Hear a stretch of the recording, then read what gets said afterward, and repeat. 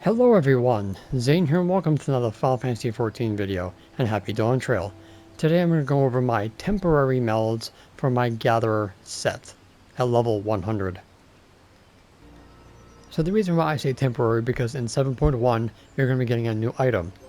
And most likely you have to change your melds, but most likely not. So back in Endwalker we had this item here in 6.1. So the perception of course was different, not by much. I think it was like maybe 200 and something perception. In Dawn Trail, you need 4480 just to gather these for perception.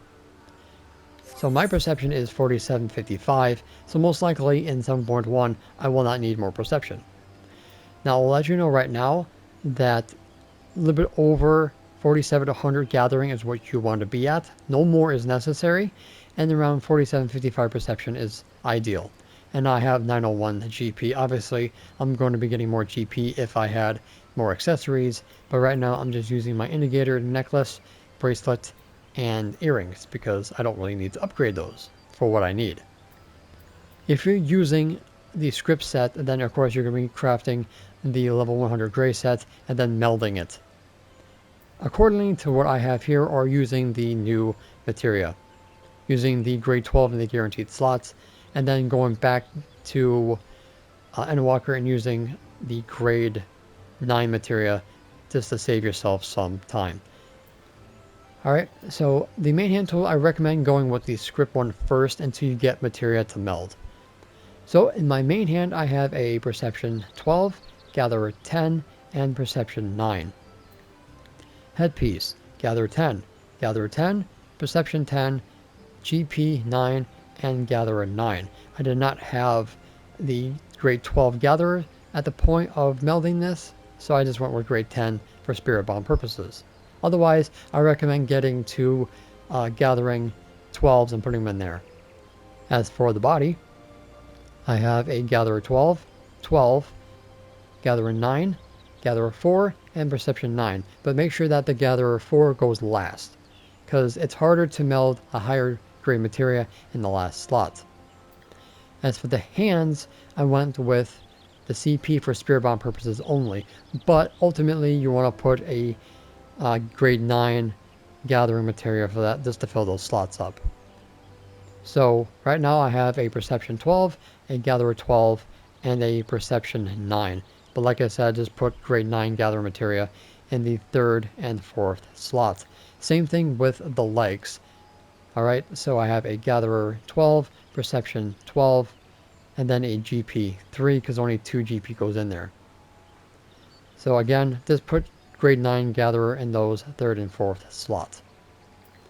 The feet, I have a perception 12, and then 2 grade 4 GPs. You can consolidate by putting in a higher grade materia to get yourself 8 instead of 4, and then a gatherer perception 9 to cap out the perception. Offhand, I have a perception 12, gatherer 9, gatherer 4, and perception 4. So cheap melds. As for the earrings, these are the indagator. These melds are the same. GP 10, gatherer 10, perception 9, and 9 to cap out the perception. For the wrist, GP 10, perception 10, gatherer 9, gatherer 7, and 7. And for ring 1, perception 12, GP 10, perception 9, gatherer 9, and a gatherer 4. The other ring, the 4th slot is a gatherer 11, and then a gatherer 4. Obviously, you want to try to go with a grade 11 or grade 9 gathering to get your gatherer just a little bit up higher. Alright, because you need to go around 4754. So getting it up to 47 will help, because when you're using the Masaka for the legendary nodes, you want to hit 4754. And the Musaka gives you 60 gathering, so you'll be fine.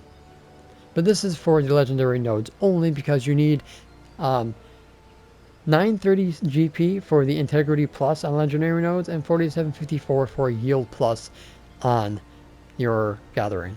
Perception is 4907 for the gatherer's boom, but that is not necessary. For collectibles, you're going to be using the Turali Pineapple Ponds Cake for the extra gathering and perception to get your Scour and your Scrutiny to max. So anything higher than 4700 gathering and 4755 GP is a waste. So you don't need to go overboard with your melds, just what I have here, except for the CP in the hand and legs.